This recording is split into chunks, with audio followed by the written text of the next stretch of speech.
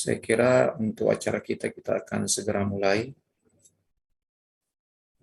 Karena Ustadz kita juga sudah bergabung bersama dengan kita. Barakallahu fikum semuanya para peserta, ikhwan dan akhwat yang sudah bersabar. Ya, saya bisa dikasih akses. Oh, udah share screen sudah. Baik. Kita mulai Ustadz ya. Tafadhal, bismillah. Ala barakatillah. Alhamdulillah wassalatu wassalamu ala Rasulillah wa ala alihi wa sahbihi wasallam wa ba'du. Rabbi shrah li sadri wa yassir li amri wahlul 'uqdatam min lisani yafqahu qawli. Para ikhwan dan akhwat yang dimuliakan oleh Allah Subhanahu wa taala, kembali pada hari ini kita masuk ke acara kita, yaitu Daurah Palestina sesi atau edisi kedua kita, yang dimana materi hari ini adalah materi ketiga, materi ketiga dari edisi kedua kita untuk Daurah Palestina kita. Dan insya Allah yang akan membersamai kita 1 jam ke depan, yaitu Ustadz kita semua, Ustadz Dr. Umar Makkah, Hafizahullah Ta'ala. Sebelum saya mempersilahkan beliau untuk menyampaikan materi beliau, maka terlebih dahulu kami akan menyampaikan CV beliau secara singkat, insya Allah, untuk kita semuanya bisa mengenal lebih dekat tentang pemateri kita ini. Nama lengkap beliau yaitu Dr. Umar Makkah Abu Fatih, LC MPDI. Kemudian tempat dan tanggal lahir beliau ini di Sulawesi Selatan, ya, di Bone tahun 1983. Kemudian status pernikahan beliau, alhamdulillah sekarang sudah memiliki 6 putra dan putri. Anak yang pertama itu Aisyah Fatihah Makkah, kemudian anak yang kedua Ayas Fatih Makkah, kemudian anak yang ketiga Ailah Fatihah Makkah, kemudian anak yang keempat Khalid Fatih Makkah, Khalid Fatih Makkah, kemudian anak yang kelima itu Afiyah Fatihah Makkah, dan anak yang terakhir yaitu Abdullah Fatih Makkah. Itu keluarga beliau. Kemudian untuk riwayat pendidikan beliau, ini kita bisa lihat di sini. Yang pertama itu Pondok Pesantren Darul Hufaz Bone. Kemudian S1 beliau di Universitas Imam Muhammad Ibnu Saud, cabang Jakarta, ya, Libya. Kemudian S2 beliau itu Magister Pendidikan Universitas Ibnu Khaldun Bogor. Kemudian S3 beliau itu di program Doktor Pendidikan Islam Universitas Ibnu Khaldun. Itu riwayat pendidikan beliau. Masya Allah, sudah, ya, mudah-mudahan bisa sampai pada gelar profesor. Amin.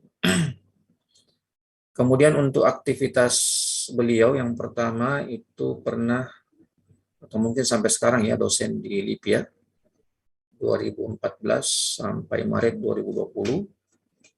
Kemudian beliau adalah anggota MIUMI, Majelis Intelektual dan Ulama Muda Indonesia. Kemudian beliau juga adalah Sekretaris Jenderal Spirit of Aqsa. Kemudian beliau juga adalah bagian kaderisasi Koalisi Indonesia Bela Baitul Maqdis. Kemudian beliau juga, aktivitas beliau adalah pembina di Majelis Hijratul Kafah. Kemudian beliau juga pembina di Munzalan Mubarakan. Ya. Kemudian beliau juga anggota ASPAC, Asia Pacific Community for Palestina. Kemudian beliau juga adalah pembina di Kiken Quranic Indonesia. Nah, juga beliau adalah ketua Yayasan Al-Manarah Al-Islamiyah dan aktivitas yang terakhir beliau ini yang beliau tuliskan di sini adalah founder dan pembina Rumah Qur'ani Al-Manarah. Nah, ini kontak beliau, email, ya bisa dicatat yang melihat kontak email beliau. Baik, saya kira seperti itu untuk biografi atau perkenalan tentang beliau. Mudah-mudahan semuanya bisa jelas tentang pemateri kita. Baik, untuk memanfaatkan waktu yang sebaik-baiknya, maka kami persilahkan kepada Ustadz kita untuk menyampaikan materi beliau tentang Baitul Maqdis atau tentang Al-Aqsa. Waktu dan tempat kami persilahkan, faliyatafaddal mashkuran manjura. Padahal Ustaz. Barakallahu fiik, Masya Allah buat moderator kita pada sore hari ini. Seluruh ikhwah, siapapun yang telah berkontribusi sampai kita kemudian dipertemukan Allah di daurah kita pada sore hari ini, daurah Al-Aqsa dan Palestina. Semoga siapapun yang telah beramal, berbuat, berkontribusi dan yang hadir pada kesempatan kali ini mendapatkan pahala terbaik di sisi Allah Subhanahu wa taala. Terkhusus juga buat guru-guru kita yang telah mengajarkan kita, memahamkan kita tentang permasalahan Baitul Maqdis. Semua asatidz guru-guru kami yang tidak bisa kami sebutkan namanya satu persatu di Wahdah Islamiyah, lalu kemudian ada guru kami Ustadz Ikhwan Jalil, Masya Allah, yang dari awal juga terus berkomunikasi seputar permasalahan Baitul Maqdis. Mudah-mudahan Allah senantiasa memilih kita semuanya. Kita mulai insya Allah materi singkat kita pada kesempatan kali ini, karena waktu kita cuma kurang lebih 1 jam berbicara tentang Baitul Maqdis. Sementara Palestina, Baitul Maqdis, ketika kita bicara tentang sejarah Palestina, Baitul Maqdis, itu berarti kita bicara tentang sejarah para nabi dan rasul, karena tidak ada nabi, tidak ada rasul kecuali pernah diperjalankan Allah ke Baitul Maqdis. Amru Ibn al-As radhiyallahu anhu pernah mengatakan, "Ma fihi mawdi'u shibr." Tidak ada satu jengkal tanah di Baitul Maqdis illa sajada fihi nabi, kecuali ada nabi yang pernah sujud dan rukuk di sana. Dan tidaklah satu jengkal tanah di Baitul Maqdis illa qama 'alaiha malaikah atau malak, kecuali ada malaikat Allah yang pernah berdiri di sana. Bismillahirrahmanirrahim. Assalamualaikum warahmatullahi wabarakatuh. Waalaikumsalam warahmatullahi wabarakatuh. Alhamdulillahilladzi bi'izzatihi wa jalalihi tatimmus shalihat. Asyhadu an la ilaha illallah wahdahu la syarika la wa asyhadu anna Muhammadan 'abduhu wa rasuluhu al-mab'utsu rahmatan lil alamin. Allahumma salli wa sallim ala Muhammad wa ala alihi wa sahabatihi wa man tabi'ahum bi ihsanin ila yaumiddin, amma ba'd. Allahumma zidna ilman wa tuqan wa salahan wa imanan ya rabbal alamin. Allahumma anfa'na bil Qur'an, Allahumma irfa'na bil Qur'an, Allahumma 'allimna al-Qur'an. Qul inna salati wa nusuki wa mahyaya wa mamati lillahi rabbil alamin. Ikhwatal iman azanallahu wa iyyakum ajmain. Ikhwah fillah dimanapun berada saat ini, sebelum saya memulai materi pada sore hari ini, walau saya juga bingung menyampaikan materi Palestina dari sisi mananya. Karena Masya Allah ini adalah materi yang sangat panjang, tarikh Filistin qabla al-Islam, wa tarikh Filistin tahta zilalil Islam. Berbicara tentang Palestina, Baitul Maqdis sebelum diutusnya Nabi Muhammad SAW, dan sejarah Baitul Maqdis, Al-Aqsa di bawah naungan Islam. Akan tetapi mudah-mudahan insya Allah saya tidak salah memilih pada kesempatan kali ini. Materi yang saya ambil sore hari ini adalah materi yang paling basic dalam memahami Baitul Maqdis. Di antara syubhat-syubhat yang disebarkan oleh para penjajah Zionis, orang-orang munafik, adalah seputar tentang bahwa orang-orang Yahudi hari ini, orang-orang Zionis hari ini berhak menghancurkan Baitul Maqdis, berhak menghancurkan Masjidil Aqsa. Itu kenapa? Dari tahun 1990 Syekh Raid Salah yang Allah berikan taufik akhirnya menemukan terowongan-terowongan yang ada di bawah Masjidil Aqsa. Bangunan Masjidil Aqsa yang kita lihat hari ini info yang kami dapatkan langsung dari Haris Masjidil Aqsa, penjaga Masjidil Aqsa yang kami temui terakhir 2019 sebelum COVID-19 ini kemudian melanda negeri kita dan belahan dunia ini. Kami mendapatkan informasi bahwa ada sekitar 60 lebih terowongan yang ada di bawah Masjidil Aqsa, dan bangunan-bangunan para penjajah Zionis di bawah Masjidil Aqsa ini sudah jadi. Bayangkan kalau kemudian tahun 1990-an Syara'id Sana, Allah hafizahullah, sudah menemukan terowongan tersebut, dan saat ini sudah 2021, puluhan tahun. Maka kita sudah membayangkan bagaimana kira-kira bangunan para penjajah Zionis yang sudah mereka bangun di bawah Masjidil Aqsa. Namun ya lagi-lagi bahwa mereka mengklaim bahwa Masjidil Aqsa ini dibangun di atas kuil Sulaiman, Haikal Sulaiman atau Solomon Temple, dan mereka menggali di bawah Masjidil Aqsa untuk menemukan sisa-sisa dari Solomon Temple. Lilasaf, yang menyayangkan bahwa, menyedihkan bahwa tidak sedikit juga dari kaum muslimin yang membenarkan, yang masih mengakui bahwa memang ada kuil Sulaiman atau Haikal Sulaiman lebih dulu dibangun dibanding Masjidil Aqsa. Ikhwafillah yang dirahmati oleh Allah Subhanahu wa taala, jemaah yang dirahmati Allah dimanapun berada. Saya akan memulai materi singkat ini dengan mengajukan pertanyaan dan mohon peserta yang mengikuti kajian kita, khususnya yang mendengarkan materi saat ini, bisa menjawab di kolom chat. Dari sini kemudian kita bisa mengukur sejauh mana teman-teman yang mengikuti daurah Palestina dan Aqsa ini sudah memahami atau mengetahui tentang qadiyah permasalahan Baitul Maqdis dan Al-Aqsa. Pertanyaannya simpel.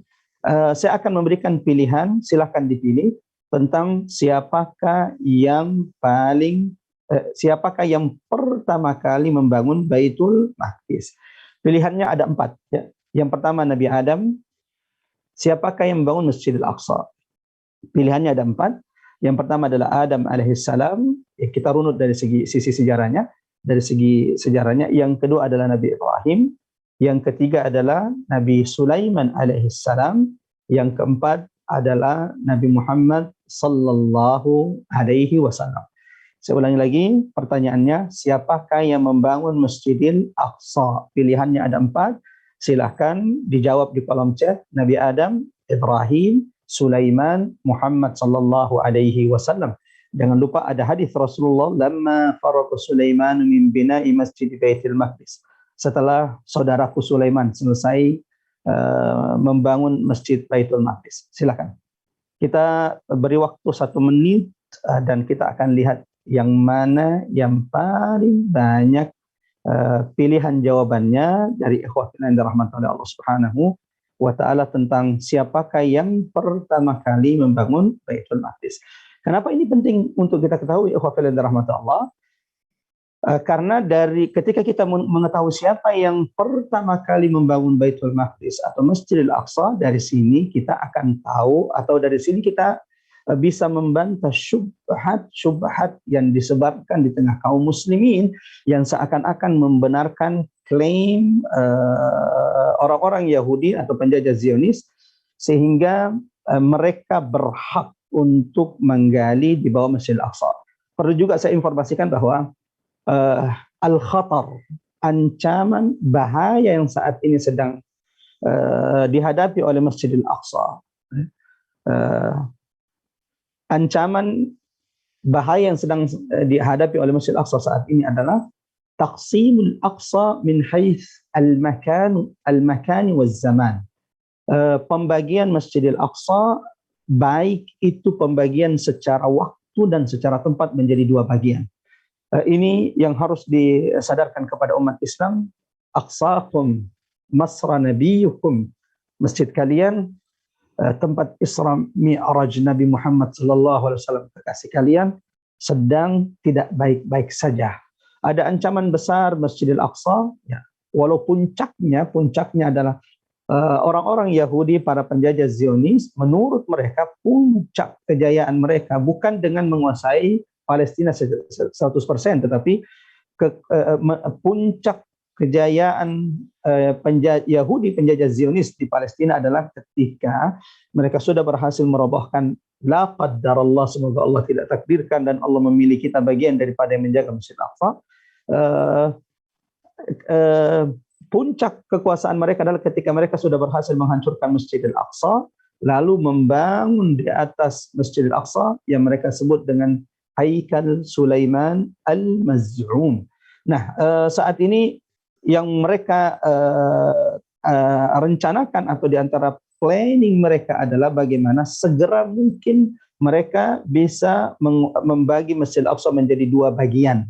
Baik itu secara tempat dan baik itu secara waktu. Mohon diingat, ini di antara planning mereka bahwa mereka ingin segera membagi Masjid Al-Aqsa menjadi dua bagian. Sebagaimana mereka sudah berhasil melakukan itu di Masjid Khalil Ibrahim yang ada di Hebron. Bagi ikhwah fillah yang dirahmati oleh Allah Subhanahu wa taala yang pernah ke Palestina atau pernah mendengar tentang Hebron, sebuah kota yang ada di tepi barat, Khalil Ibrahim, di sana ada masjid, di dalam masjid ada kuburan Nabi Ibrahim, kuburan Nabi Ishaq. Dulunya masjid ini adalah semuanya adalah masjid. Lil asaf ikhwah fillah yang dirahmati Allah yang pernah datang ke sana, Masjid Khalil Ibrahim ini setengahnya ini sudah dibagi menjadi dua.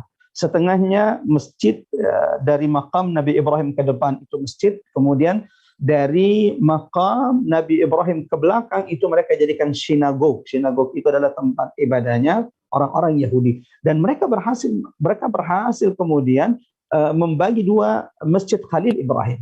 Keberhasilan mereka di Masjid Khalil Ibrahim ini pula yang mereka ingin terapkan, yang mereka ingin laksanakan di Masjidil Aqsa.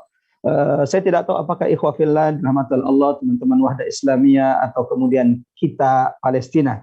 Saya tadi sempat bercanda dengan teman-teman Masjid Al-Aqsa, ini kita Palestina, kitanya ini adalah kita bahasa Indonesia nasional atau kita Makassar. Kita Palestina, kalau bahasa Makassar kan beda dengan kita Palestina. Tapi sepertinya bukan kita Palestina yang berarti kamu Palestina. Kita semua adalah Palestina, menjadi bagian dari perjuangan Palestina. Ikhwafillah yang dirahmati oleh Allah Subhanahu wa taala, keberhasilan mereka di Masjid Khalil Ibrahim ini pula yang mereka ingin terapkan di Masjidil Aqsa, membagi Baitul Maqdis, membagi Masjidil Aqsa menjadi dua bagian, secara tempat atau secara waktu. Maksudnya secara tempat, mereka akan membagi Masjidil Aqsa menjadi dua bagian. Qubbatus Sahra contohnya ke depan itu milik umat Islam, Qubbatus Sahra ke belakang, ke arah Qubbatus Sahra arah selatan ini umat Islam arah kiblat, kemudian Qubbatus Sahra arah utara ke belakang ini adalah tempat orang Zionis Yahudi, mereka berhak masuk kapanpun mereka inginkan. Sebagaimana secara waktu mereka akan menentukan di mana waktu yang boleh umat Islam masuk di sana, dan waktu ini adalah hanya orang-orang Yahudi yang boleh masuk ke Baitul Maqdis. Allahu Akbar. Saya ingin perlihatkan bagaimana perjuangan saudara-saudara kita ada di Baitul Maqdis, al-murabitun wal murabitat, yang mewakili kita di garis terdepan menjaga tempat Isra Mi'raj Nabi Muhammad, yang mewakili kita semua di garis terdepan menjaga kiblat pertama umat Muhammad sallallahu alaihi wasallam. Mudah-mudahan setelah video ini kita akan coba cek jawaban yang sudah masuk dari ikhwah fillah semuanya. Kita coba lihat dulu videonya. Ya, 1 menit kita tonton dulu videonya.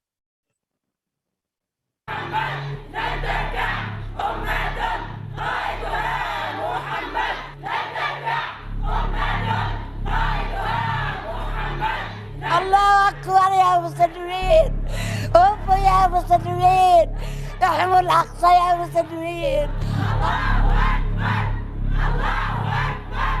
Allahu Akbar. Allahu Akbar.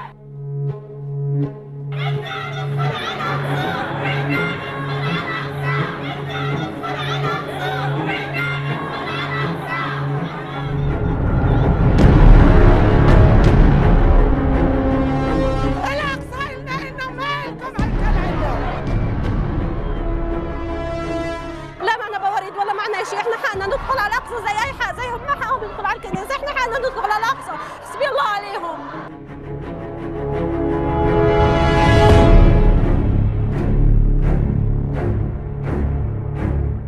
بنفس طويل وتصميم عميق يواصل المصلون والمرابطون. Ya, Ikhwafil yang dirahmati oleh Allah Subhanahu wa taala, ini videonya sebenarnya lumayan panjang tetapi saya singkat sampai di sini, setidaknya ada gambaran. Yang ingin saya katakan bahwa ibu-ibu yang kita lihat di dalam video ini, mereka yang disebut atau yang kemudian diistilahkan oleh orang-orang yang ada di Baitul Maqdis di sekitar Masjidil Aqsa dengan sebutan Al-Murabitat. Wanita-wanita meninggalkan rumah mereka, meninggalkan pekerjaan mereka, datang ke Masjidil Aqsa untuk berjaga-jaga. Kenapa? Penjajah Zionis, kenapa mereka berkumpul di tembok ratapan? Sebenarnya yang mereka inginkan bukan tembok ratapannya, yang mereka inginkan adalah di balik tembok. Yang mereka inginkan adalah Masjidil Aqsa. Itu yang mereka inginkan. Akan tetapi mereka juga sampai hari ini walillahil hamd belum bisa menguasai Masjidil Aqsa. Allahu Akbar. Semoga Allah senantiasa meneguhkan, menyabarkan saudara-saudara kita yang ada di sana, dan tidak aneh karena orang-orang yang ada di Baitul Maqdis adalah orang-orang yang sudah pernah disanjung oleh Nabi Muhammad. Orang-orang yang ada di Baitul Maqdis, saya tidak bayangkan kalau kemudian kita orang Indonesia yang diamanahkan Allah, la yukallifullahu nafsan illa usaha untuk menjaga Baitul Maqdis. Mungkin Baitul Maqdis, la qadarullah, sudah direbut sudah lama oleh penjajah Zionis. Allah mengamanahkan, mewakilkan penjagaan Baitul Maqdis kepada saudara-saudara kita yang ada di sekitar Baitul Maqdis, atau kemudian disebut dengan Al-Maqdisiyin, yang ternyata Allahu Akbar, Rasulullah sudah pernah bercerita tentang mereka. Ketika Rasulullah SAW berbicara tentang At-Taifah Al-Mansurah, kelompok kecil yang senantiasa ditolong, dimenangkan oleh Allah. La tazalu ta'ifatun min ummati 'alal haqqi zahirin, senantiasa muncul di tengah umat-umatku kelompok-kelompok yang senantiasa 'alal haqqi zahirin, istiqamah di atas kebenaran, tegar di atas kebenaran. Li'aduwihim qahirin, mereka kokoh di hadapan musuh-musuh mereka. La yadurruhum man khadhalahum, mereka tidak termudaratkan dengan celaan orang-orang yang mencela. Sampai kemudian ketika mendengarkan sifat-sifat tersebut, sahabat kemudian bertanya kepada Rasulullah sallallahu alaihi wasallam, "Ainahum ya Rasulullah?" Di mana kita bisa bertemu dengan Taifah Mansura yang engkau sebutkan sifat-sifat mereka? Apa kata Rasulullah? Qal fi baitil maqdis wa akna fi baitil maqdis. Jika ingin bertemu dengan At-Taifah Al-Mansurah, kelompok yang senantiasa ditolong, dimenangkan oleh Allah, maka datanglah ke Baitul Maqdis, karena mereka berada di Baitul Maqdis, wa akna fi Baitul Maqdis, dan di sekitar Baitul Maqdis. 2 kali kami direzekikan Allah bisa rukuk dan sujud di Masjidil Aqsa. Walillahil hamd. Dan saya berdoa kepada Allah semoga setiap ikhwah fillah yang sudah bergabung di daurah Palestina Al-Aqsa ini, saya berdoa dan mudah-mudahan doa kita diaminkan malaikat-malaikat Allah dan doa kita diijabah oleh Allah. An yarzuqanallahu as-salata fi hadhihi al-masjid ats-tsalatsa, agar setiap di antara kita Allah rezekikan bisa salat di 3 masjid ini, Masjidil Haram, Masjid Nabawi, di Masjidil Aqsa, sebelum Allah mewafatkan dan mematikan kita semuanya. Allahumma amin, Allahumma amin ya rabbal alamin. Kalau umat ini faham betul dengan keberkahan Baitul Maqdis, kalau umat ini faham betul kedudukan Baitul Maqdis dalam kebangkitan peradaban umat Islam, kalau umat ini faham betul bagaimana perhatian Nabi Muhammad sallallahu alaihi wasallam terhadap Baitul Maqdis, sampai menjelang wafatnya Rasulullah menyiapkan pasukan Usamah ibn Zaid untuk dikirim ke Syam, yang puncaknya adalah pembebasan Baitul Maqdis. Kalaulah umat ini faham betul, maka umat ini akan berlomba-lomba meraih keberkahan Baitul Maqdis, berbuat untuk Baitul Maqdis. Dan terima kasih banyak kepada guru-guru kami, para asatidz yang ada di Wahdah Islamiyah, terkhusus yang ada di kita Palestina, yang terus memberikan edukasi, menyampaikan pencerahan seputar Baitul Maqdis. Dulu kalau ada orang bicara tentang Baitul Maqdis, ada orang bicara tentang Palestina, biasa langsung dikelompokkan. Wah, ini paling ustadznya dari sini nih, dari kelompok ini. Allahu Akbar. Tidakkah mereka tahu bagaimana Nabi Muhammad dengan Baitul Maqdis? Rasulullah sallallahu alaihi wasallam namanya sudah harum semerbak di bumi Syam sebelum lahirnya Nabi Muhammad. Nabi Muhammad ketika lahir, dan ini riwayat ini di antara riwayat yang paling dikuatkan oleh ulama-ulama hadis tentang peristiwa-peristiwa ajaib ketika hari lahirnya Nabi Muhammad, yaitu ketika lahir Nabi Muhammad sallallahu alaihi wasallam, keluar darinya cahaya terang yang terus naik ke langit sampai menerangi istana-istana di negeri Syam. Ya, ikhwah fillah yang dirahmati oleh Allah Subhanahu wa taala, kita akan coba lihat jawaban-jawaban peserta yang mana yang paling banyak kemudian menjawab ya Nabi Adam, Nabi Sulaiman, Nabi Adam, Nabi Sulaiman, Nabi Adam, Nabi Adam, ada yang ya Nabi Sulaiman, Nabi Adam, Sulaiman, Adam, ya. Allahu Akbar. Ada dua jawaban yang paling banyak. Ada dua jawaban yang paling banyak dari semua peserta daurah kita pada sore hari ini tentang siapakah yang membangun Baitul Maqdis. Siapakah yang paling pertama membangun Masjidil Aqsa. Jawaban yang paling banyak adalah jawaban yang menjawab bahwa yang membangun Baitul Maqdis Al-Aqsa adalah Nabi Adam alaihissalam.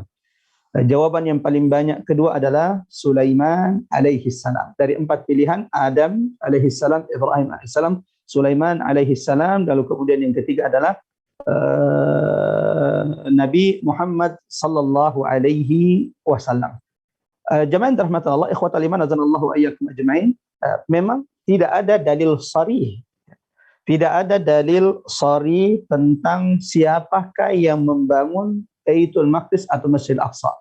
Kita tidak menemukan dalil yang tegas, terang menjelaskan tentang siapa yang membangun Masjid Al-Aqsa, siapa yang membangun Baitul Maqdis.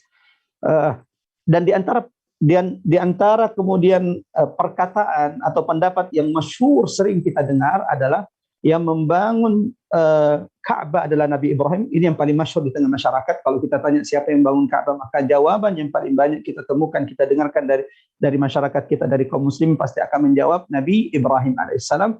Sebagaimana ketika kita kemudian menanyakan tentang siapakah yang membangun Baitul Maqdis, Masjidil Aqsa, jawaban yang paling banyak kita dengarkan biasanya di tengah masyarakat adalah jawaban yang mengatakan yang membangun Masjidil Aqsa Baitul Maqdis adalah Nabi Sulaiman. Ini adalah pendapat atau perkataan yang masyhur di tengah masyarakat kita bahwa Makkah, Ka'bah itu dibangun oleh Nabi Ibrahim, sementara Masjidil Aqsa dibangun oleh Nabi Sulaiman alaihi salam. Ini yang masyhur di tengah masyarakat kita. Dan tadi kita lihat jawaban, di antara jawaban yang paling banyak juga kedua adalah jawaban yang menjawab bahwa yang membangun Masjidil Aqsa adalah Nabi Sulaiman alaihi salam. Kita masuk sekarang, kita akan mendengarkan pendapat ulama jamaah rahmatullah Allah tentang siapakah yang paling dikuatkan ulama kita tentang siapa awwalu man bana atau awwalu man wada'a Baitul Maqdis, siapa yang paling pertama membangun Baitul Maqdis. Dan apa pentingnya kita kemudian mengetahui tentang siapa yang paling pertama membangun Baitul Maqdis dan Al-Aqsa. Ada hadis dari sahabat Rasulullah sallallahu alaihi wasallam Abu Dzar radhiyallahu an, ketika Abu Dzar mendatangi Rasulullah sallallahu alaihi wasallam, hadis ini akan memberikan kita tasawur, dan hadis inilah yang kemudian banyak dikaji oleh ulama. Lalu kemudian dari hadis ini ulama menyimpulkan siapakah kemudian yang pertama kali membangun Masjidil Aqsa Baitul Maqdis. Hadis Abi Dzar radhiyallahu an, ketika Abu Dzar radhiyallahu anhu bertanya kepada Rasulullah sallallahu alaihi wasallam, "Ya Rasulullah, ayyu masjidin wudi'a fil ardi awwala?" Ya Rasulullah, masjid, rumah Allah yang paling pertama dibangun di atas muka bumi ini yang mana? Rasulullah menjawab, qal al-Masjidil Haram. Masjid atau rumah Allah yang paling pertama dibangun di atas muka bumi ini adalah Masjidil Haram, Ka'bah. Lalu kemudian Abu Dzar radhiyallahu an bertanya lagi, qala thumma ayy? Lalu kalau Ka'bah adalah masjid rumah Allah yang pertama kali dibangun di atas muka bumi ini, maka yang kedua yang mana ya Rasulullah? Rumah Allah, masjid yang kedua dibangun di atas muka bumi ini yang mana? Maka kemudian Rasulullah SAW menjawab, qala Baitul Maqdis. Masjid yang kedua dibangun di atas muka bumi ini adalah Baitul Maqdis atau Masjidil Aqsa. Maka Abu Dzar lagi-lagi bertanya kepada Rasulullah, kam kana bainahuma? Berapa jarak pembangunan antara Ka'bah dengan Baitul Maqdis ya Rasulullah? Dari sini jamaah yang dirahmati oleh Allah Subhanahu wa taala, kita bisa mengatakan bahwa perkataan yang masyhur di tengah kita bahwa yang membangun Ka'bah adalah Nabi Ibrahim dan yang membangun Masjidil Aqsa adalah Nabi Sulaiman, ini bertentangan dengan hadis Rasulullah sallallahu alaihi wasallam. Karena Abu Dzar radhiyallahu an ketika menanyakan masjid pertama dibangun, Rasulullah menjawab Ka'bah. Masjid kedua yang dibangun di atas muka bumi ini, Rasulullah menjawab Masjidil Aqsa. Lalu kemudian Abu Dzar kembali bertanya, kam kana bainahuma? Berapa jarak antara pembangunan Ka'bah dengan Masjidil Aqsa? Maka Rasulullah SAW menjawab 40 sana. Jaraknya 40 tahun. Artinya, kata ulama, jika jarak 40 tahun, maka tidak mungkin yang membangun Masjidil Aqsa adalah Nabi Sulaiman alaihi salam. Kalau kemudian antara Ka'bah dengan Masjidil Aqsa itu cuma 40 tahun. Sementara jarak antara Nabi Ibrahim dengan Nabi Sulaiman ini sampai ribuan tahun. Nabi Ibrahim alaihissalam ketika datang ke Baitul Maqdis, ahli sejarah menyebutkan bahwa itu sekitar tahun 1900 sebelum Masehi. Sementara Nabi Sulaiman alaihi salam, salah satu dari 4 hamba Allah yang pernah berkuasa di atas muka bumi ini, sebagaimana disebutkan oleh para salaf bahwa malakal ard arba, yang pernah berkuasa di atas muka bumi ini, kekuasaannya meliputi al-masyriq wal maghrib, dari timur dan barat. Jadi tidak pernah ada orang kekuasaannya itu meliputi bumi Allah secara keseluruhan dari barat sampai timur, kecuali 4 orang hamba Allah yang pernah berkuasa di atas muka bumi ini yang kekuasaannya dari timur dan barat. Mu'minani wa kafiran. Dari 4 orang ini, 2 diantaranya adalah mukmin dan 2 diantaranya kafir. Amal mu'minan, adapun yang mukmin adalah, yang pertama adalah Dzulqarnain, yang kedua adalah Nabi Sulaiman alaihissalam, 2 hamba Allah yang mukmin yang pernah berkuasa di atas muka bumi ini. Yang kedua, amal kafiran, adapun 2 orang kafir yang juga pernah berkuasa di atas muka bumi, kekuasaan yang minal masyriqi ilal maghrib. Yang pertama adalah Namrud, yang kedua adalah Bukhtu Nasr. Nah, kembali hadis Rasulullah yang barusan kita dengarkan bahwa jarak pembangunan antara Baitul Maqdis dengan Ka'bah dengan Baitul Maqdis hanya 40 tahun, maka ini menjadi iskal kalau kita mengatakan bahwa yang membangun Baitul Maqdis adalah Nabi Sulaiman, karena jarak antara Nabi Ibrahim dengan Nabi Sulaiman sekitar 1000 tahun. Nabi Ibrahim ketika datang ke Baitul Maqdis, ahli sejarah menyebutkan sekitar tahun 1900 sebelum Masehi. Sementara Nabi Sulaiman ketika berkuasa di Baitul Maqdis, istananya, kekuasaannya ada di Baitul Maqdis, dan saat itulah kemudian Bani Israel berkuasa di atas muka bumi ini. Apa yang dilakukan Yahudi Israel hari ini adalah sikap mereka yang belum bisa move on.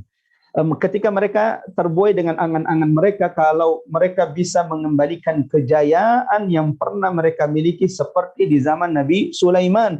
Ketika Nabi Sulaiman kekuasaannya meliputi timur dan barat, Yahudi Israel hari ini berharap kalau mereka jadikan Baitul Maqdis kembali menjadi ibu kota mereka, mereka kembali akan berkuasa di atas muka bumi ini. Sementara Al-Quran sudah menggambarkan bagaimana akhir daripada orang-orang Yahudi. Sebagaimana juga Yahudi yang kemudian kelompok-kelompok Yahudi yang ketat, yang memang mereka tidak mau melakukan kecuali apa yang disebutkan dalam Taurat yang sudah itu pun yang setelah dirubah, orang-orang Yahudi pun itu tidak setuju dengan orang-orang Israel hari ini. Mereka juga ini bisa kita temukan video di YouTube bagaimana kemudian Yahudi Eropa yang membantah bahwa yang ada sekarang ini di Palestina bukanlah Yahudi, they are not Jews, mereka itu bukanlah orang-orang Yahudi, karena orang Yahudi yang seperti kami adalah orang Yahudi yang memahami bahwa kami tidak punya negara setelah maksiat, setelah dosa yang kami lakukan kepada Allah Subhanahu wa taala. Nah, sampai di sini ikhwatal iman azanallahu wa iyyakum ajmain. Ulama kemudian menyebutkan beberapa pendapat tentang siapakah yang paling kuat membangun Baitul Maqdis. Yang pasti bahwa yang masyhur di tengah kita ini ada iskalnya dari hadis Rasulullah SAW ketika mengatakan bahwa yang membangun Ka'bah adalah Nabi Ibrahim, lalu kemudian Baitul Maqdis adalah Nabi Sulaiman. Sementara hadis Rasulullah menyebutkan jarak pembangunan di antaranya cuma 40 tahun. Sementara Nabi Ibrahim dan Nabi Sulaiman jaraknya sekitar 1000 tahun. Mari kita dengarkan beberapa pendapat ulama. Imam Al-Qurtubi rahimahullah dalam tafsirnya Al-Jami' li Ahkamil Quran menyebutkan bahwa di antara riwayat yang paling dikuatkan ulama tentang siapakah yang pertama kali membangun Ka'bah dan juga dia juga yang membangun Baitul Maqdis adalah Nabi Adam alaihissalam. Imam Al-Qurtubi menguatkan pendapat bahwa yang membangun Ka'bah sebagaimana dia juga yang membangun Baitul Maqdis atau Masjidil Aqsa adalah Nabi Adam alaihissalam. Ingat hadis Rasulullah sallallahu alaihi wasallam yang menyebutkan bahwa jarak di antara pembangunan Ka'bah dan Masjidil Aqsa itu hanya 40 tahun. 40 tahun kalau merujuk kepada umur umat-umat terdahulu, ini umur yang sangatlah pendek. Ikhwatal iman, azanallahu wa iyyakum ajmain. Bagaimana umurnya Nabi Nuh yang lahir 10 abad setelah Nabi Adam alaihissalam, atau sekitar 1000 tahun setelah Nabi Adam alaihissalam. Nabi Nuh masa dakwanya Nabi Nuh 950 tahun. Adapun umurnya Nabi Nuh ini juga khilaf di antara ulama, ada yang mengatakan 1400, ada yang mengatakan 1500, ada yang mengatakan 1600, ada yang mengatakan 1700. Ini gambaran umur umat terdahulu. Sehingga Imam Al-Qurtubi kemudian mengatakan bahwa yang paling kuat tentang siapakah yang membangun Ka'bah dan siapa yang membangun Baitul Maqdis adalah Nabiullah Adam alaihi salam. Nabi Adam yang membangun Ka'bah, sebagaimana juga kemudian setelah Nabi Adam alaihi salam membangun Ka'bah, beliau kemudian datang ke bumi Syam, ke Baitul Maqdis, lalu kemudian Nabi Adam alaihi salam juga yang kemudian membangun Baitul Maqdis. Walau kemudian di awal saya sudah katakan bahwa tidak ditemukan dalil shar'i yang tegas menyebutkan tentang siapa yang membangun Ka'bah dan siapa yang membangun Baitul Maqdis, sehingga memang ada beberapa pendapat yang disebutkan oleh ulama. Akan tetapi kita ingin mendapatkan pendapat yang paling banyak dikuatkan ulama tentang siapakah yang bangun Ka'bah dan siapakah yang bangun Baitul Maqdis. Ibnu Hajar dalam kitab Al-Fath menyebutkan bahwa ada beberapa pendapat tentang siapakah yang pertama kali membangun Baitul Maqdis. Ada pendapat yang mengatakan Adam alaihissalam, ada pendapat mengatakan malaikat Allah Subhanahu wa taala. Lalu kemudian ada pendapat mengatakan Sam bin Nuh, Sam putra Nabi Nuh, bahkan ada pendapat mengatakan bahwa Yakub. Akan tapi setelah itu Ibnu Hajar Al-Asqalani kemudian mengatakan akan dari semua ini pendapat yang paling banyak dikuatkan ulama yang membangun Ka'bah adalah Adam Abul Bashar alaihi salam. Ibnu Hisham dalam kitab At-Tijan menyebutkan bahwa Nabi Adam alaihi salam setelah membangun Ka'bah, maka Allah Subhanahu wa taala memerintahkan Nabi Adam untuk datang ke Baitul Maqdis, lalu kemudian Nabi Adam alaihissalam membangun rumah Allah yang kedua yang ada di atas muka bumi ini sebagai tempat beribadah oleh hamba-hamba Allah atau nabi-nabi yang kemudian tinggal di sekitar Baitul Maqdis. Dan ketika kita membahas jamaah rahmat Allah Subhanahu wa taala, Tarikhul Anbiya fi Baitul Maqdis, nabi-nabi yang pernah ada di Baitul Maqdis, ini juga menjadi satu pembahasan khusus tentang siapakah nabi-nabi yang di dalam Al-Quran disebutkan sejarah mereka dengan Baitul Maqdis. Bahkan seorang Musa alaihi salam kalimullah, sebagaimana hadis Rasulullah SAW dalam diriwayatkan oleh Imam Al-Bukhari, bahwa Nabi Musa alaihi salam sebelum meninggalnya Nabi Musa, ketika Nabi Musa membersamai kaumnya yang sedang diazab oleh Allah, yatihuna fil ardi 40 sanah, Bani Israel Yahudi yang diazab oleh Allah karena mereka tidak mau masuk ke Baitul Maqdis, berjihad untuk masuk ke Baitul Maqdis. Bahkan mereka dengan lancangnya tidak beradab berkata kepada Musa, idhab anta wa rabbuka faqatila inna hahuna qaidun. Maka Allah mengazab mereka 40 sana, 40 tahun mereka tidak bisa masuk ke Baitul Maqdis. Dan di masa inilah wafat Musa alaihissalam, wafat Nabi Harun alaihissalam. Nah, Nabi Musa alaihissalam sebagaimana hadis Rasulullah sallallahu alaihi wasallam, sebelum wafat Nabi Musa, ketika ia tahu bahwa ajalnya sudah mendekat, maka Nabi Musa alaihissalam meminta kepada Allah, Nabi Musa alaihissalam berdoa kepada Allah agar Allah wafatkan Nabi Musa, agar malaikat maut mencabut nyawa Nabi Musa ketika Nabi Musa berada di dekat Baitul Maqdis. Rasulullah sallallahu alaihi wasallam dalam perjalanan Isra wal Mi'raj yang Allah abadikan dalam surah Al-Isra, subhanalladzi asra bi'abdihi lailan minal masjidil haram ilal masjidil aqsa. Dalam peristiwa Isra dan Mi'raj, ketika Rasulullah sallallahu alaihi wasallam di atas burak, lalu sebelum sampai di Baitul Maqdis, Rasulullah sallallahu alaihi wasallam melihat seseorang berada di kuburannya yang berdiri sedang mendirikan salat. Maka Rasulullah bertanya kepada Jibril, "Man hadza ya Jibril?" Siapakah orang yang di kuburannya sedang beribadah ini wahai Jibril? Maka kemudian Jibril menjawab pertanyaan Nabi Muhammad, hadza Musa. Wahai Muhammad, yang engkau lihat saat ini di dekat Baitul Maqdis sedang beribadah di kuburannya adalah Musa alaihissalam. Karena ini permintaan Nabi Musa, agar ia diwafatkan, agar ia dimatikan di dekat Baitul Maqdis. Kalaulah Baitul Maqdis tidak memiliki kedudukan, kalaulah Baitul Maqdis tidak memiliki keutamaan di hadapan Allah dan para nabi-nabi yang diutus oleh Allah Subhanahu wa taala, Musa tidak akan meminta kepada Allah agar ia diwafatkan, agar ia dimatikan di dekat Baitul Maqdis. Lalu kemudian Rasulullah sallallahu alaihi wasallam berkata kepada sahabatnya, "Lau kuntu thammata", seandainya aku berada di Baitul Maqdis, "Lau kuntu thammata la araitukum", saya akan perlihatkan kalian di mana persisnya letak kuburan Nabi letak kuburan Nabi Musa alaihissalam, fi janibit tariq, yang berada di sisi jalan, indal kathibil ahmar, di bawah pasir atau tanah yang berwarna merah. Allahu Akbar. Sampai hari ini tidak ada yang tahu di mana kuburan Nabi Musa, dan ini bentuk bagaimana Allah menjaga kuburan al-anbiya war rusul agar kemudian umatnya tidak melakukan kesyirikan di kuburan-kuburan para nabi dan rasul. Kemudian jemaah yang dirahmati Allah, setelah kita mendengarkan pendapat Imam Al-Qurtubi yang menguatkan bahawa membangun Ka'bah dan Nabi Adam, Imam Ibn Hajar menyebutkan ada beberapa pendapat tentang siapa yang pertama kali membangun Baitul Maqdis dan Ka'bah. Ada yang mengatakan yang pertama kali membangun Baitul Maqdis adalah Adam, ada kemudian malaikat Allah, ada yang mengatakan Sam bin Nuh, ada yang mengatakan Ya'qub. Akan tetapi Ibnu Hajar Al-Asqalani kemudian menguatkan yang membangun Baitul Maqdis Al-Aqsa adalah Adam alaihissalam. Ibnu Hisham menyebutkan dalam kitab At-Tijan bahwa setelah Allah memerintahkan Adam membangun Ka'bah, maka kemudian Allah Subhanahu wa taala memerintahkan Adam untuk datang ke Baitul Maqdis, lalu kemudian membangun Baitul Maqdis Al-Aqsa sebagai tempat rumah Allah yang dimakmurkan untuk beribadah kepada Allah di atasnya. Imam As-Suyuti dalam syarah Imam An-Nasai menyebutkan bahwa Nabi Adam yang membangun Masjid Al-Aqsa,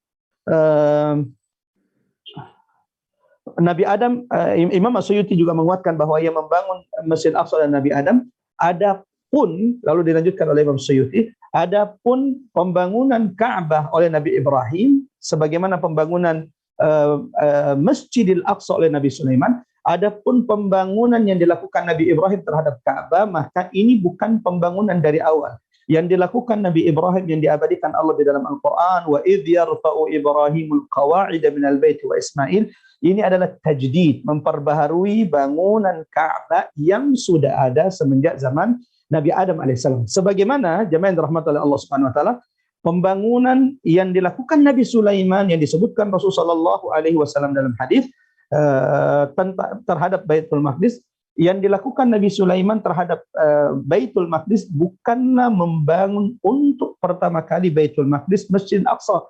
Yang dilakukan Nabi Sulaiman terhadap Masjid Al-Aqsa, pembangunan Baitul Maqdis adalah at-tajdid, pembaharuan sebagaimana yang dilakukan oleh Nabi Ibrahim terhadap Ka'bah. Sementara Baitul Maqdis Al-Aqsa sudah ada semenjak zaman Nabi Adam alaihissalam. Sebagaimana hadis Rasulullah sallallahu alaihi wasallam dari sahabat Abdullah ibnu Amr ibnu Al-As radhiyallahu anhuma, ketika Rasulullah sallallahu alaihi wasallam bersabda, "Lamma faragha Sulaiman bin Daud min bina'i Baitul Maqdis", setelah Nabi Sulaiman selesai, putra Daud selesai dari membangun Masjid Baitul Maqdis. Ini juga, hadis ini juga jemaah yang menjadi bantahan. Karena dalam redaksi lain Rasulullah menyebutkan lamma faragha Sulaimanu min bina'i Masjid Baitul Maqdis. Jadi memang tidak pernah ada kuil yang dibangun oleh Sulaiman, tidak pernah ada Solomon Temple, Haikal Sulaiman yang dibangun oleh Nabi Sulaiman. Kalaupun ada bangunan yang dibangun oleh Nabi Sulaiman di Baitul Maqdis, maka itu adalah bangunan Masjidil Aqsa, Baitul Maqdis yang sudah ada semenjak zaman Nabi Adam alaihissalam. Yang aneh hari ini adalah kalau kemudian ada umat Islam yang membenarkan bahwa ada kuil Sulaiman di bawah Masjid Al-Aqsa, sementara Nabi Muhammad sallallahu alaihi wasallam menegaskan dalam hadis, lamma faragha Sulaiman bin Daud min bina'i Masjid Baitul Maqdis, setelah Nabi Sulaiman selesai membangun Masjid Baitul Maqdis, dan bangunan yang dilakukan Nabi Sulaiman bukanlah membangun pertama kali, akan tetapi tajdid, memperbaharui bangunan Baitul Maqdis yang sudah ada, bukan hanya semenjak zaman bapaknya Daud, bukan hanya semenjak sebelumnya Nabi Yusha ibn Nun, bukan hanya sebelumnya Nabi Ya'qub, Ishak, Akan tetapi Baitul Maqdis, Masjidil Aqsa sudah ada semenjak zaman Nabi Adam alaihissalam. Nah, Rasulullah melanjutkan hadisnya, dan hadis ini juga menunjukkan keutamaan Baitul Maqdis, di mana Rasulullah sallallahu alaihi wasallam menyebutkan bahwa setelah Nabi Sulaiman selesai membangun Masjid Baitul Maqdis, maka Nabi Sulaiman berdoa, meminta kepada Allah, bermunajat kepada Allah. Dan Nabi Sulaiman meminta 3 hal kepada Allah Subhanahu wa taala. 1, Nabi Sulaiman meminta kepada Allah agar Allah memberikan Nabi Sulaiman al-hukum, hukum yang sesuai dengan hukum Allah. Ini yang pertama. Yang kedua, an yu'tiyahu Allahu mulkan la yanbaghi li ahadin min ba'di. Nabi Sulaiman meminta kepada Allah agar Allah memberikan kekuasaan, kerajaan kepada Nabi Sulaiman yang tidak akan pernah bisa dimiliki manusia setelah Nabi Sulaiman. Sehingga tidak akan pernah ada orang yang bisa sekaya kekuasaannya sama dengan Nabi Sulaiman. Mohon maaf kalau di antara ikhwah fillah ada yang masih berdoa, ya Allah kayakan aku seperti kaya Nabi Sulaiman. Saya hanya ingin bilang, please move on. Doa antum tidak akan pernah diijabah oleh Allah, karena tidak akan pernah ada orang yang dikayakan oleh Allah, dianugerahkan kekuasaan sebagaimana kekuasaan yang pernah diberikan Allah kepada Nabi Sulaiman, karena ini doa permintaan khusus Nabi Sulaiman. Yang ketiga, doa Nabi Sulaiman, jemaah yang dirahmati Allah, setelah selesai membangun Masjid Baitul Maqdis, Nabi Sulaiman alaihissalam kemudian berdoa kepada Allah Subhanahu wa taala, barang siapa yang datang ke Baitul Maqdis, ke Masjid Al-Aqsa, lalu melaksanakan sholat di dalamnya. Ingat, melaksanakan sholat di dalamnya. Artinya bahwa yang membuat dia mengeluarkan hartanya datang ke Baitul Maqdis, motivasi tertinggi dia untuk datang ke sana, bukan untuk jalan-jalan, bukan untuk piknik, murni untuk memperbanyak sholat di Baitul Maqdis. Maka Nabi Sulaiman mendoakan, di antara doanya, permintaannya kepada Allah, barang siapa yang datang ke Baitul Maqdis lalu sholat di dalamnya, maka semoga ketika ia pulang, raja'a kayaumin waladathu ummuh. Semoga ketika ia pulang, orang yang sudah sholat di Baitul Maqdis, Masjid Al-Aqsa, ketika ia pulang ke negeri mereka masing-masing, mereka pulang sementara Allah telah menggugurkan, menghapuskan dosa-dosa mereka, sebagaimana mereka baru dilahirkan oleh ibu mereka. Lalu kemudian Rasulullah melanjutkan hadisnya, adapun 2 permintaan Nabi Sulaiman, diberikan hukum sesuai dengan hukum Allah, diberikan kekuasaan tidak akan pernah dimiliki manusia setelahnya, ini sudah diberikan Allah kepada Nabi Sulaiman. Wa amma tsalits fa arju. Adapun permintaan Nabi Sulaiman yang ketiga, barang siapa yang datang ke Masjid Al-Aqsa lalu pulang ke negerinya, dan ingat datang ke sana bukan untuk sekedar jalan-jalan tapi untuk salat di dalamnya, maka permintaan doa Nabi Sulaiman agar ketika ia pulang seperti ia baru dilahirkan kembali oleh ibunya. Rasulullah berdoa, aku berdoa, Allah pun telah mengijabah doa ketiga daripada Nabi Sulaiman alaihissalam. Yang terakhir, jemaah yang dirahmati Allah Subhanahu wa taala, mengingat waktu kita sudah selesai, ya, Imam An-Nawawi dalam syarah Muslim mengatakan bahwa diriwayatkan, atau di antara riwayat yang paling kuat, yang membangun Ka'bah atau yang membangun Masjid Al-Aqsa adalah Nabi Adam alaihissalam. Sampai di sini, dari semua pendapat ulama-ulama yang sudah kita sebutkan, pendapat Imam Al-Qurtubi dalam tafsirnya, pendapat Ibnu Hajar Al-Asqalani, pendapat Ibnu Hisham, Imam As-Suyuti, lalu kemudian Imam An-Nawawi, hampir rata-rata ulama kita menguatkan bahwa yang membangun Ka'bah adalah Nabi Adam alaihissalam, sebagaimana yang membangun Baitul Maqdis, Masjid Al-Aqsa juga Nabi Adam. Berdasarkan hadis Rasulullah, ketika ditanya oleh sahabat Abu Dzar tentang rumah Allah, masjid yang pertama kali dibangun, maka Rasulullah menjawab Ka'bah. Lalu kemudian yang kedua yang mana Rasulullah menjawab Baitul Maqdis. Berapa jarak di antaranya?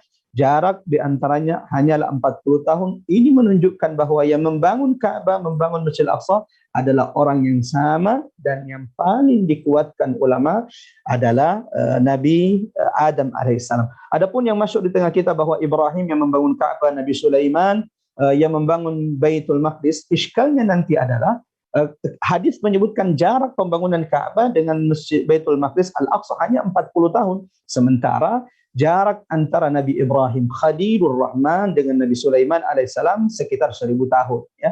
Sekitar 1000 tahun. Sehingga bangunan yang dilakukan Nabi Ibrahim terhadap Ka'bah yang diabadikan Allah dalam Al-Qur'an, wa idh yarfa Ibrahim al-qawa'id min al-bait wa Ismail, adalah at-tajdid, pembaharuan terhadap Ka'bah. Sementara Ka'bah sudah dibangun terlebih dahulu oleh Nabi Adam alaihissalam. Sebagaimana pembangunan Nabi Sulaiman terhadap Baitul Maqdis yang disebutkan Rasul dalam hadis dari sahabat Abdullah bin Amr bin Al-As radhiyallahu anhuma adalah pembangunan at-tajdid, pembaharuan terhadap Baitul Maqdis yang sudah ada semenjak Nabi Adam alaihissalam. Karena tidak ada nabi, tidak ada rasul yang diutus oleh Allah kecuali mereka diperintahkan Allah memakmurkan rumah-rumah Allah yang ada di atas muka bumi ini, dan rumah Allah yang pertama kali ada adalah Ka'bah, yang kedua adalah Baitul Maqdis. Kenapa ini penting untuk kita pahami jemaah yang dirahmati Allah Subhanahu wa taala?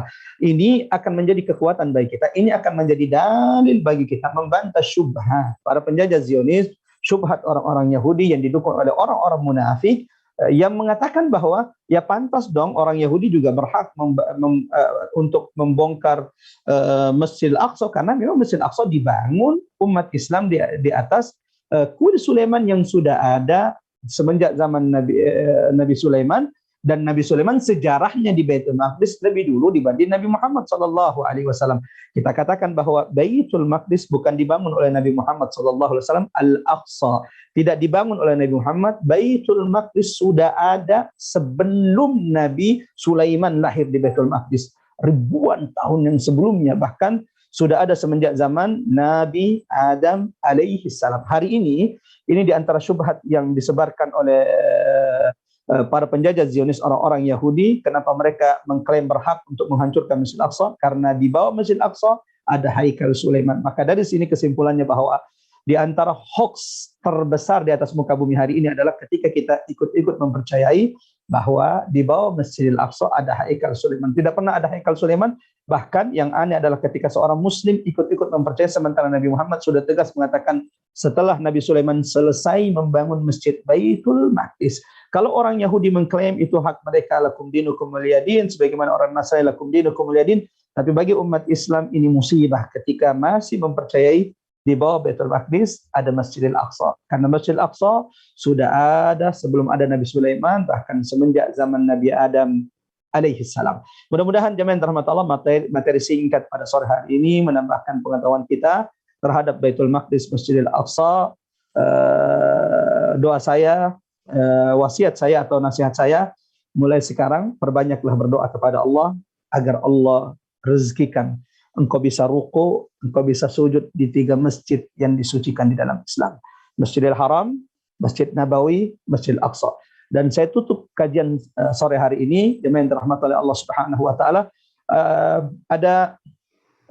Ada nasihat atau ada kata-kata penjaga Masjidil Aqsa yang kami temui tahun 2019 yang lalu di Masjidil Aqsa yang membuat kami meneteskan air mata ketika beliau mengatakan, Akhi Omar, atadri, antum tahu tidak bagaimana gambaran Masjidil Aqsa dan 3 masjid yang disucikan ini, Masjidil Haram, Masjid Nabawi, dan Masjidil Aqsa. Beliau mengatakan bahwa gambaran 3 masjid ini, Masjidil Haram, Masjid Nabawi, dan Masjidil Aqsa, seperti antum punya 3 anak, antum punya 3 putra. Putra pertama, putra kedua, mereka sehat dan mereka hidup bahagia, mereka tinggal bersama antum.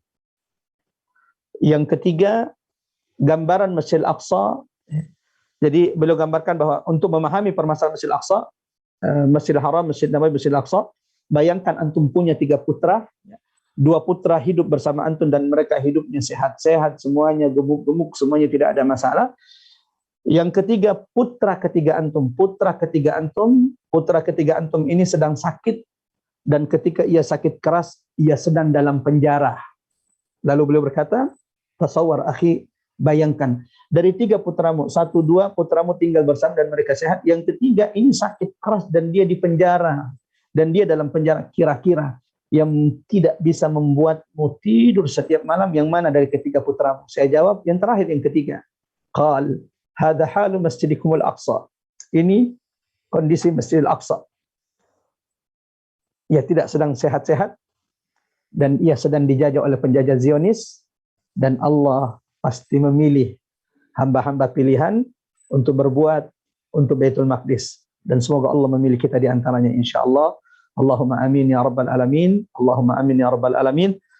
Mudah-mudahan suatu saat kita bisa bertemu lagi. Ada banyak yang bisa kita ceritakan tentang Baitul Maqdis. berbicara tentang Palestina, Baitul Maqdis, antum akan berbicara tentang pusat peradaban dunia dalam sejarah. Berbicara tentang Baitul Maqdis, antum akan berbicara tentang tarikhul anbiya, sejarah para nabi, karena tidak ada nabi dan rasul kecuali Allah pernah memperjalankan mereka ke Baitul Maqdis. Bicara tentang Baitul Maqdis itu berarti kita berbicara tentang poros kekuatan umat Islam. Mudah-mudahan Allah segerakan kemenangan untuk Baitul Maqdis dan Allah senantiasa meneguhkan saudara-saudara kita ada di bumi Syam. Allahumma amin. Allahumma amin ya rabbal alamin. Subhana rabbika rabbil izzati amma yasifun wa salamun alal mursalin walhamdulillahi rabbil alamin.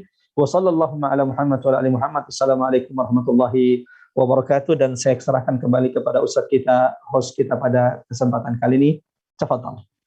Waalaikumsalam warahmatullahi wabarakatuh. Barakallahu fikum Ustaz.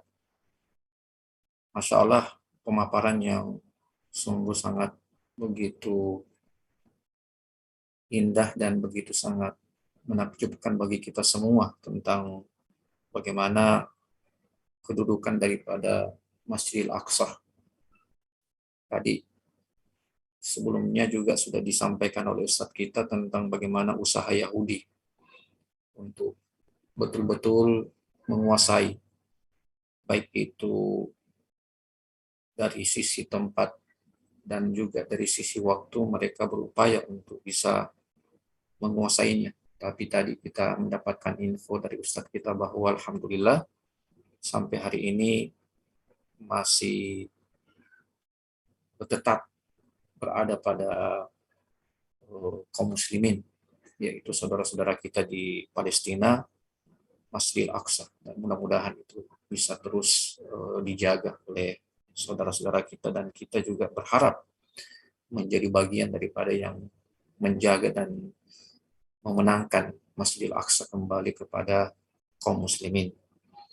Alhamdulillah juga tadi telah menyampaikan kepada kita semua tentang bagaimana menjadi satu syubhat yang sangat besar bagi orang-orang Yahudi ketika mereka mengatakan Masjidil Aqsa itu adalah milik mereka, ya, dengan berupaya untuk menghilangkan jejak-jejak sejarah tentang pembangunan Masjidil Aqsa itu yang tadi sudah disebutkan, dirojihkan oleh banyak para ulama kita tentang yang membangun pertama kali Masjidil Aqsa itu adalah Nabi Adam, tentunya dengan hadis yang tadi telah disebutkan oleh Ustaz kita. Dan juga tadi subhanallah yang begitu sangat memilukan hati kita, ya, tadi disebutkan tentang bahwa Masjidil Aqsa ini, ya, demikian pula Masjidil Haram, demikian pula Masjid Nabawi, ini ibaratnya seperti tiga anak laki-laki yang tentunya anak yang terakhir ini, anak yang ketiga ini, itu dalam keadaan yang tidak baik-baik saja, ya, dan mudah-mudahan kita bisa sebagai orang tua, ya, ketika memiliki ketiga anak yang satu sakit, ya, maka ada upaya dari kita untuk bisa bagaimana mengembalikan anak tersebut dalam keadaan yang sehat. Baik, barakallahu fikum. Tadi sudah kita dengarkan sangat menyejukkan, ya, pemaparan dari Ustadz kita. Ya, ada tersisa waktu mungkin, ya, kita berupaya sampai jam 17.30, masih tersisa waktu. Barakallahu fiik Ustaz. Qadarullah wa masya'afal. Hari ini Ya, saya itu karena pekan depan saya sudah harus balik ke Makassar dan memaksimalkan ketika di Jakarta untuk bekam, dan pembekamnya itu sudah nunggu dari tadi. Qadarullah wa masya'afal. Saya berharapnya nanti mudah-mudahan suatu saat ketika saya mengisi silaturahim lagi dengan teman-teman di Wahda Islamiyah dan teman-teman kita Palestina, saya sedang berada di Makassar sehingga waktunya bisa sama-sama insya Allah, dan sehingga sesi pertanyaannya juga bisa kita atur, karena saya tahu memang ada banyak hal yang perlu mungkin ditanyakan, tapi mohon maaf sekali, mudah-mudahan insya Allah 2 pekan ke depan saya insya Allah ada di Makassar, mudah-mudahan bisa sharing insya Allah seputar Baitul Maqdis. Tapi untuk kali ini mungkin saya tidak bisa karena pembekamnya sudah menunggu 1 jam yang lalu dibawa di kantor di Masjid Al-Aqsa. Barakallahu fikum, sampai bertemu insyaallah. Assalamualaikum. Masya Ya, Allah. saya tidak bisa menjamin apakah setelah ini kita masih dipertemukan oleh Allah atau tidak, tapi semoga Allah pertemukan Amin. kita di dunia, semoga Allah pertemukan kita di Jannatul Firdausil A'la. Allahumma amin bersama Rasulullah sallallahu alaihi wasallam. Tapi sebelum di Jannatul Firdaus, semoga suatu saat, suatu hari kelak kita dipertemukan Allah fi sahatil Aqsa. Amin. Masjidil Aqsa, dan semoga ketika kita dipertemukan Allah di Masjidil Aqsa, saat itu Al-Aqsa sudah terbebaskan dan kita datang sebagai fatihin muharririn lil Aqsa. Allahumma amin. Barakallahu fikum. Sampai ketemu insyaallah. Tabe sekali lagi saya tidak bisa ada sesi tanya jawab mengingat tadi alasan yang sudah saya sampaikan. Kita semua pencinta Baitul Maqdis dan kita semua Palestina. Barakallahu fikum. Assalamualaikum warahmatullahi wabarakatuh. Waalaikumsalam warahmatullahi wabarakatuh. Ya, jadi para peserta untuk tanya jawab bersama dengan Ustadz kita, beliau mohon maaf ada agenda beliau. Insya Allah beliau juga masih bersiap ya untuk mengisi di acara kita ke depan. Insya Allah. Barakallahu fikum wa jazakumullahu khairal jaza. Ya, saya akhiri dengan membaca doa kafaratul majelis. Subhanakallahumma wa bihamdik, nastaghfiruka wa natubu ilaik. Wassallallahu ala nabiyina Muhammadin wa ala alihi wa sahbihi wasallam. Walhamdulillahirabbil alamin. Wassalamualaikum warahmatullahi wabarakatuh. Nanti kepada para peserta yang ingin bertanya seputar materi tadi yang disampaikan oleh Ustadz kita, Ustadz Umar Makkah, bisa mungkin melalui saya ya di 0812835 473 ya, 0812835 473 ya. Ya, ini bisa ya, silakan yang mau live dari Zoom kita. Fadal, barakallahu fikum. Ya, syukran. Kita insya Allah bertemu kembali pada sesi pekan depan, insya Allah dengan salah seorang masyayikh kita, ya Syekh Murawih, ya Murawih Nasar, insya Allah pada pekan depan. Barakallahu fikum. Ya, silakan yang Recording stopped.